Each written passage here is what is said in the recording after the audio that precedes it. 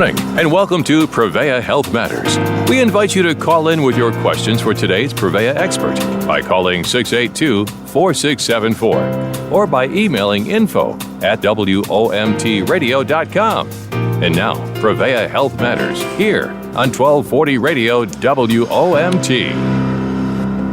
And I am Jim Medley, your host. We do accept phone calls from listeners. Our guest from Prevea Health is unable to provide medical advice or discuss the health care of individuals over the air. If you have any concerns or questions about your individual care or medical history, contact your health care provider. Studio line for you, 682-4674. And your luck, we do have the WOMT Shoreline text line working today. Just use the area code 920-682-4674. Registered dietitian and nutritionist from Prevea Health, Deb Guterberg, back with us. Hi, Deb. Hi, good morning. Well, welcome back. Welcome back. It's back to school time, isn't it? It is. I cannot believe it. It seems too warm for that, but it is. Yes, definitely this week and next week. I knew that because the gals were coming in this morning with photos of their kids in their back-to-school clothes as they were leaving to go to school this morning. And they had pictures, they're showing, hey, here's the kids. I can't believe how fast they grow up. Absolutely, and I hope they all had a good cold lunch with them or they know what they're eating for hot lunch. There it is. Back to school is our topic today. It is already back to school time. So, Deb, remind us, what does a registered dietitian or nutritionist do? Sure. We are able to work in so many different divisions of nutrition. I think sometimes people like to call us like the lunch ladies, which makes me kind of giggle. But we RDNs can work in hospitals. I worked in a hospital previously, clinics. We can also be within nursing homes and help with menus and making sure the residents are getting the proper nutrition, assisted living facilities, health clubs, they have dietitians, but also corporate RDNs, that's probably more so what I do, work within corporations. And then finally, to go along with our topic, there's dietitians and nutritionists that work within the school system to make sure that the menus are appropriate for kids. Yeah, so it's going to be back to school lunches today, and anyone that's going, here comes the dietitian. No, Deb is like the cool one, so if you have a donut in the morning, she goes, that's okay. You can have something healthy for lunch. And so there's no worries here. There's no judgment going on, right? Yeah, because remember I told you I grew up on donuts. I wasn't a dietitian then, and Farmer Girl, we had donuts every morning for breakfast. Yeah, and that's the way to do it. So let's go back to school. Yeah, yes. Even if we're not sending them back quite yet, it is back to school time, and kids are going to be doing that. Packing a lunch, that's the way to go because, hopefully your kids don't trade their sandwiches or trade their things away to other kids, and they eat them, and that's a great chance for them to eat healthy. So let's start out with the very youngsters. If, the new moms, sending their really young kids back to school, what kind of things are we going to talk about there? Sure, absolutely. And, I think cool lunch is, like you said, you have more control. I have two grown boys now. They're 17 and 19, but I do know there was some trading going on, which I didn't know till later in life. So really talking to your child about that. But I think there's also a lot of options this year. There's going to be free hot lunch because of everything going on with COVID. So the decision has to be, between the parents and the children. But, yes, speaking about preschool to about second grade, I really want to focus on that they have appropriate portions for the kids. There's a wonderful website, so if you're listening and you want to jot down, now is the time to get a pen and paper. But it's called kidseatright.org. Kidseatright.org. Because I think sometimes, even not to pick on the dads, but they're used to larger portions and they might pack a lunch for the son or daughter. Kids really at this age do not need near what we do as adults. So that's a good place to start. And then have that child maybe help pack the lunch, make it fun, and work a lot with like shapes. And as crazy as that sounds, but like you have grapes, they're ovals, you can send crackers that are squares. I used to just do a lot of different shapes and colors just to keep them, focused on their lunch and keep it exciting. Maybe add a note. And I know maybe the little ones can't read, but their teacher would read it to them. Something simple or just a smiley face. I used to put like certain smiley faces on the sandwich, and there's actually food styling tips if you really want to get creative. Like you can make bears or monkeys or whatever with the sandwich with bananas and grapes. I mean, you can have a lot of fun. But I think that's where it starts with is just really making it appropriate size for them, thinking about probably like 2 snacks worth and then the actual lunch. They can always bring extras home if they're not hungry. And I think having fun with your meals is really the way to go. As a father of a 24-year-old now, I knew when I made breakfast and pancakes wasn't his favorite, but when I made those pancakes in the shape of a bear, with the ears and things, he loved them. Those were bear pancakes, and Right. And yeah, absolutely. That's the way to do it. You kind of got to make it fun. So the preschoolers, finding the right portions, I think is what you were describing. So they're not packing the leftovers in the bag and then forgetting about it in the locker or the little cubby hole at school. Absolutely, yes, and they need just so much less, and that's why really, depending on any age of your child, that kidseatright.org is just a wonderful tool, and it gives them ideas for all different age groups. So that's for all the age groups we're going to go through today. Mm-hmm. That's a great website to use. Well, Deb, we do have a phone call. Let's go to it right now. Hi, you're on Prevea Health Matters. Hi, though it's a controversial thing, though it shouldn't be, but whether a child would wear a mask, it would seem portion control would also include what somebody could eat quickly and get a mask back on. And hopefully not have to handle it a lot, because if they're using hand sanitizer, they need to be sure they're not handling food too much, too.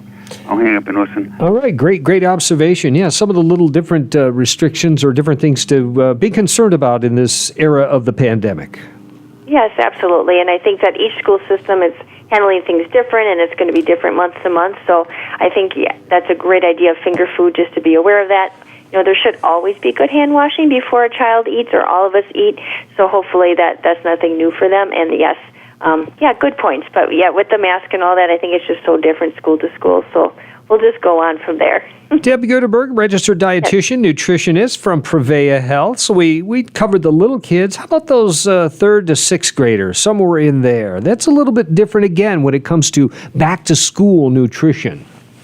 Yes, I think this is the age, even maybe middle school, 6th through 8th, but definitely 5th and 6th graders, that I said the most important thing here is you have to be cool. Like, make sure that it's a cool lunch bag or lunch, whatever they're carrying container. Hopefully they had a part in that, and they don't want to be embarrassed with their lunches or with their, what mom or dad packed for them. So really having them be part of it, and then portions are definitely going to be a little larger at this age, but definitely, like I said, 3rd through 6th grade, especially 6th through 8th grade, it's that middle school where they may not even want to pack a cold lunch because it's not cool anymore, so you really got to work through that.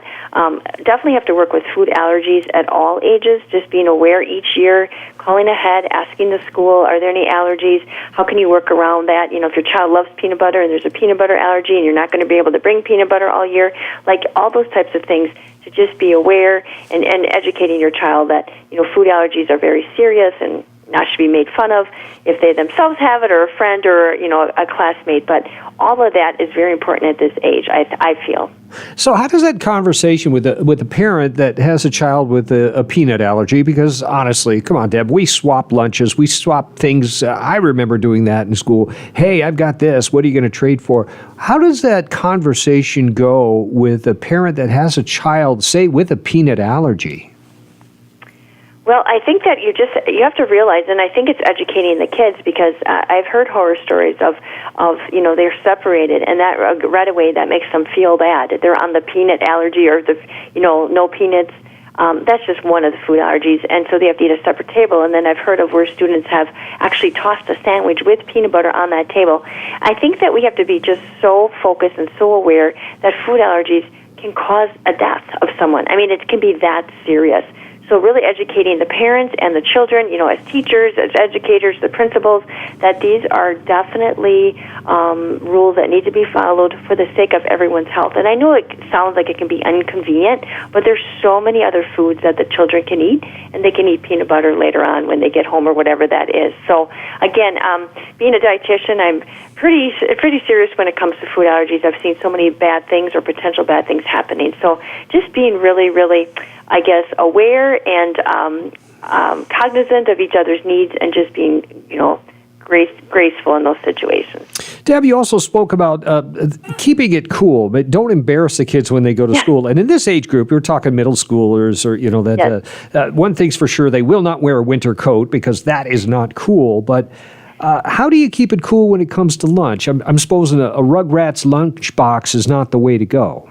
Absolutely. The lunchbox has to be a big, like my son's, oh my goodness, it had to be just gray or black at that time, or, no frilly colors or whatever. But it's also what you're putting in there at this age. If you're third, fourth grader, they love notes and they're okay with that. You just have to know your child, but also what you're packing in there. So, if it's leftovers, are they going to have to heat it up? Are they a real shy child? Are they afraid to stand in line? Like, all those things have to be considered. And Lunchables are a real big one, like third graders, second graders, even younger kids want the Lunchables. Well, maybe you yourself, I know they're not healthy. I wouldn't buy Lunchables, but you can create your own Lunchables with your child. You can buy those containers that are all separated out and, put in some grapes or some whatever fruit you want to have, and then they can have the healthier crackers and maybe some cheese or some venison sausage or whatever they like. But you can make a healthier version of the Lunchable, too. So, like I said, having them be part of it, having them select some of the foods at the grocery store, this is not the time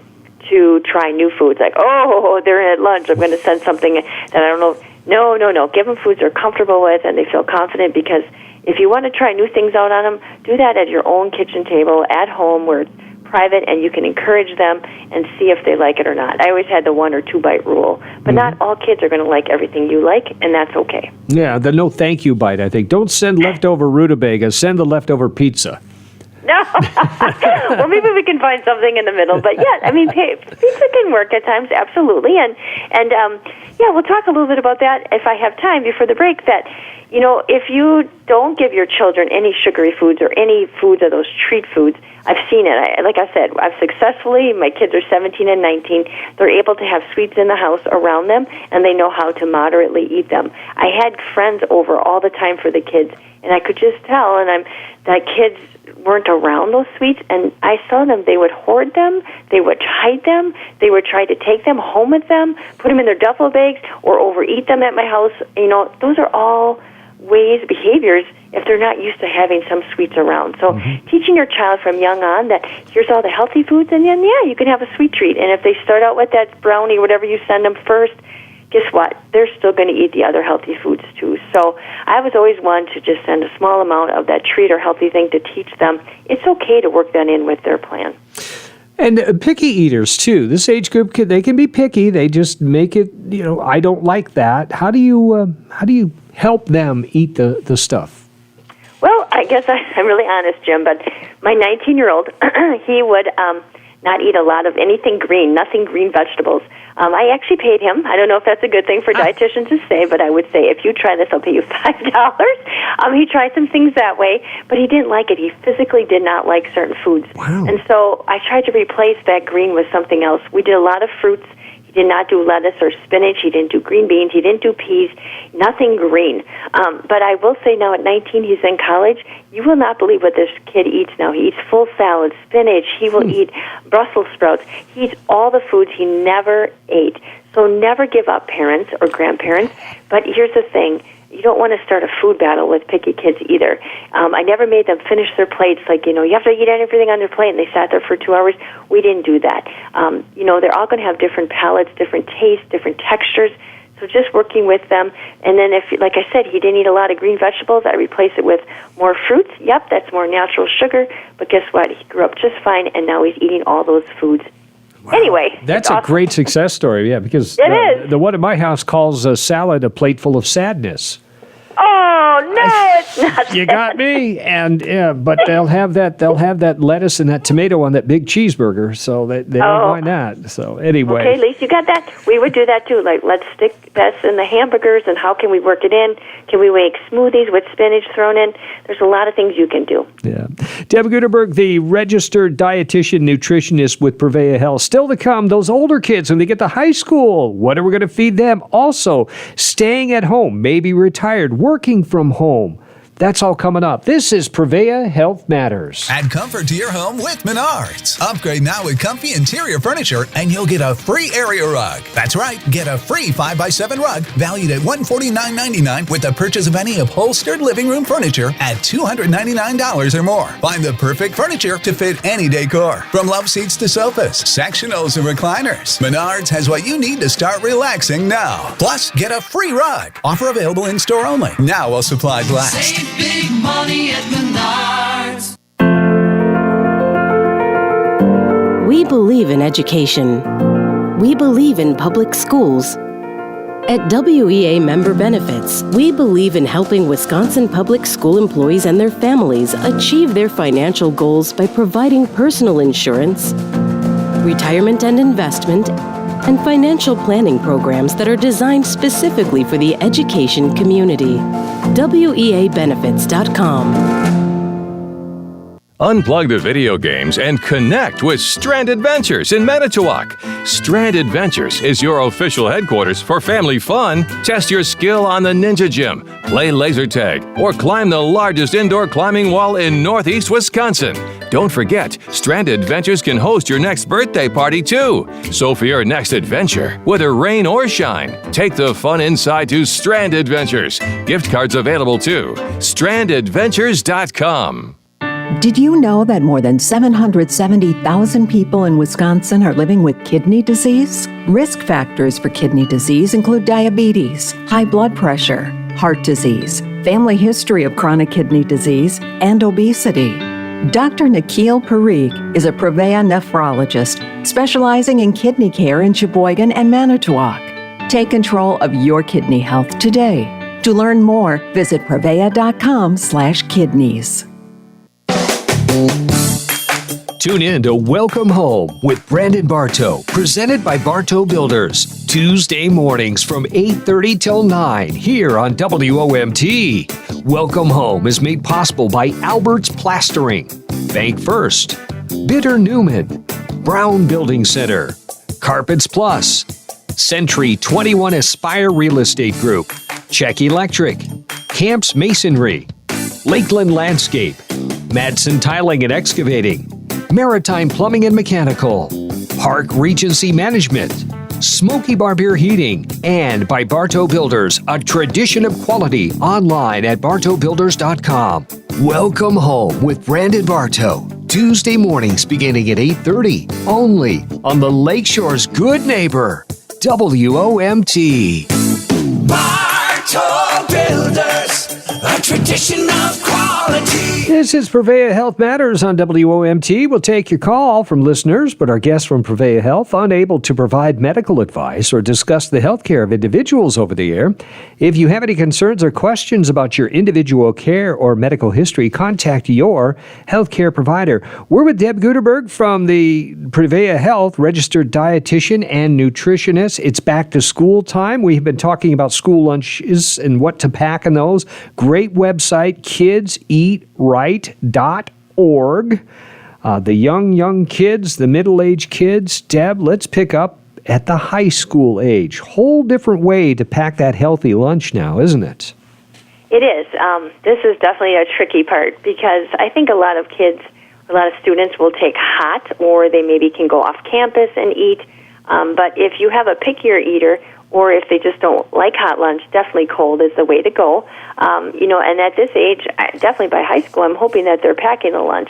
That can be both good and bad because you're not sure what's all going in and not. But I know that I have worked in schools and at this level, and I've just observed as an intern and observed what kids choose. And it's kind of scary how little they eat oftentimes, especially the young ladies. And so just really being aware and talking to them without, hovering because they want to be independent, just having conversations, asking them what they had for lunch, what do they plan to have, looking at the menu. If there's nothing that they like on that menu and you know that, then maybe really encouraging them to take a cold lunch, even if it's just, my kids, as they got older, they would just stop at like a Subway. I always say Subway is or those types of sandwiches. I mean, my goodness, you can get lots of vegetables there. They're having a healthy protein source. They can even, at certain times of the year, have avocados, so healthy fat. I think that's a much better way to go than some of the other options of not eating at all. Otherwise, just being aware, again, of maybe they can take a prepackaged. I know the dietitian's saying that, but there's some brands that are organic that, like Amy's brands, Evol is love spelled backwards. That would be another alternative that they could just heat up quick. But again, as great as you want their lunch to be, it's just having that conversation and figuring out what they're actually taking. Because I would look at it and I'd be like, what did they eat? Because I know they don't like any of that food that day, and sometimes they would skip, and that's a scary thing. They can't think well if they're not fueling their brain. I'd think back to the hot lunch menus at my school. Pizza was a good day. Tacos was an excellent day. But then there were some other days that you didn't quite like what they were serving. So, yeah, you had that choice to make. And, well, that's the good thing because you can make the healthy choice.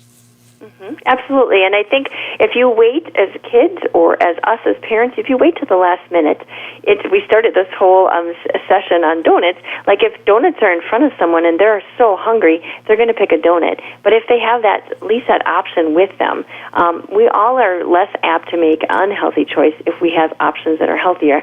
And then if you want that unhealthier option later, that's how you can kind of get past. But if you have no plan, no lunch, and you don't like anything, guess what? You're going to grab the next thing, or you're going to just go all day without eating. And then a lot of them go into sports. How can they perform if they hadn't had lunch? So right. But you bring up a good thing. Sports, after school activities, sports, and then there's other activities after school. Absolutely. Do you pack something extra for that too? Oh, absolutely. And, if kids are athletes or not, I don't care if it's drama, band, whatever, they're going until 4 or 5 o'clock at night. They really do need, like I said, if it's a cold lunch, I would pack, the lunch and then 2 snacks around that. If they're taking hot lunch, I would always have them have an after-school snack along. Some options for that are very simple, like peanut butter and jam or peanut butter and honey. They could put that on like pita bread or actual wraps and cut those in small triangles. You really have to know your child by that time. Some kids, I coach, they would be extremely able to eat anything, could run, and have no problems. Other kids are very sensitive, especially if they're in a running sport. Running, soccer's running, basketball. Most sports are running. So what can they tolerate? Because they're going to eat that probably 3:30, and they'll be running within the next half hour. Trail mix is another one. Pretzels and nuts, dried fruit, yogurt. You can maybe freeze that yogurt and put that in their lunch, or they could put it in their lunch so that by the time they need it, it's just nicely cold, thawed, because I always worry, like, where are they keeping these lunches? Are they in appropriate refrigeration all day? So freezing yogurt ahead of time would be a good option. Fruits with nut butter is another one. Some kids do well with just peanut butter and a banana with peanut butter or banana with almond butter, or, depending on the food allergies. And then, like, just dry granola if they're very, very sensitive and they can't eat a whole lot. And then finally, the peanut butter crackers are another one. But again, you hear peanut butter coming through a lot. So again, reaching out to your school, making sure that those foods are allowed, just because peanut butter is a real common allergy, but there's lots of other ones too. And you mentioned about where they keep their lunches. Deb, is that a big concern in what you're packing? Because I'm sure you're not going to put potato salad in there if there's no refrigeration available. Absolutely. It's definitely very important. And I mean, depending on where there's lunches go, I know you can pack those cold packs in there, but a lot of schools, my sisters are teachers, they're not air conditioned, so it's a huge concern. So definitely, yes, you want to stay away from anything that could spoil if it was left out at room temp. That's why I always pick those like nut butter type of things versus like lunch meat, because those things are going to spoil. Where a nut butter, almond butter, peanut butter, soy butter, whatever you can use, would definitely stay okay at room temperatures, as well as nuts and seeds, those types of things. Is Nutella a nut butter? You brought up that Nutella, my favorite thing. I consider that a treat. So if they're going to have that chocolatey spread, that should be done just in moderation. If it's part of breakfast, I don't consider that as a healthy option. I know, Deb, myself, I like that, but I like that better for like my treat. That to me is more of a dessert. It is. It's a very sweet dessert. It is. So let's move on to fluids. It was back in my day of school. It was just grab a soda, grab a soft drink right out of the machine there. Not so much available in schools these days anymore. So what kind of fluids or drinks should the kids be with? Sure. I know that my kids, when they were in the younger school system, that soda machine was actually turned off during the day. I don't remember what time it got turned back on. So that wasn't even an option for them in their small school. But water, of course, is going to be number one. And I'm not saying that parents have to get expensive water. They can get a nice water bottle for their kids that their kids enjoy and that's fun and cool to drink out of. Definitely now with everything COVID, a lot of those bottle refills are so important. There's no fountains available. So having that at school all day and for practice is great.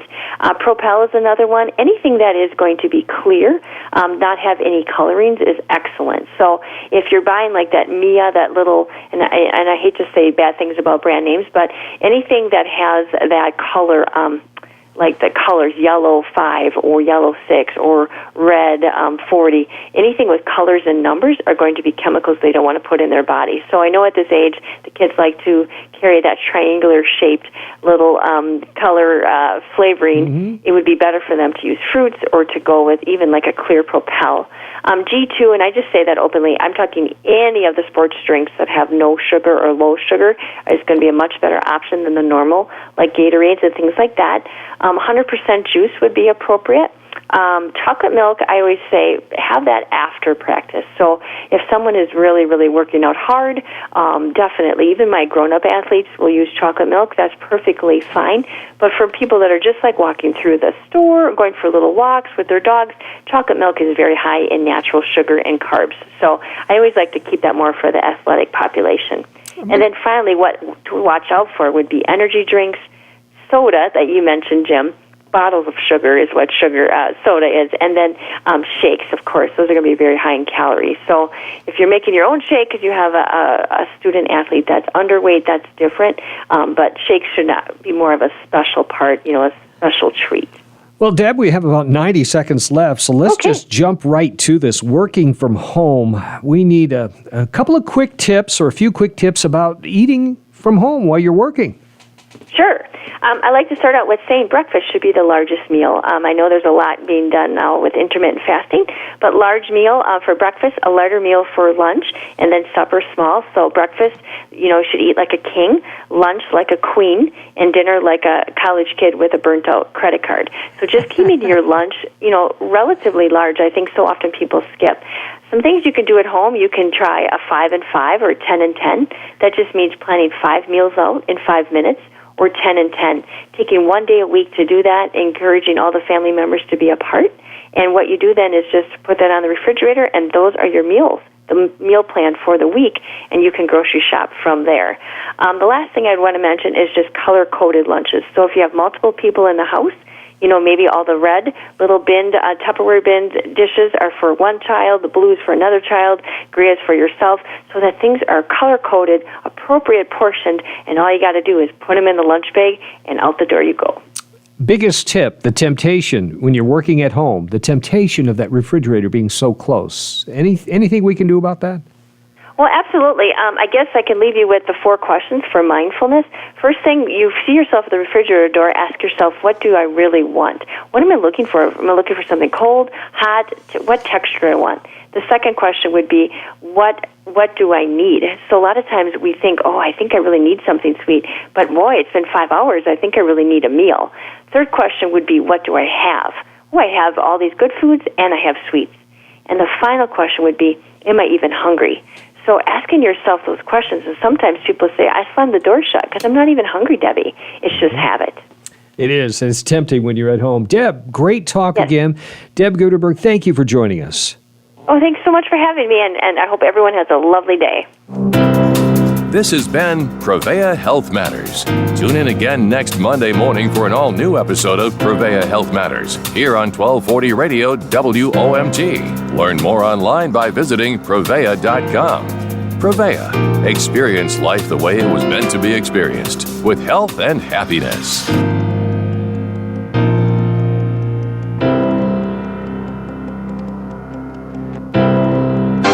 Award-winning and family-owned.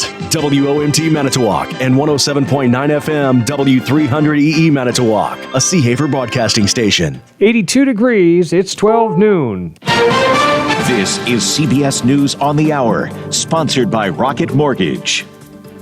I'm Steve Kathan. Power outages, high water, damaged buildings. It's the story all over coastal Louisiana after the blast from Hurricane Ida.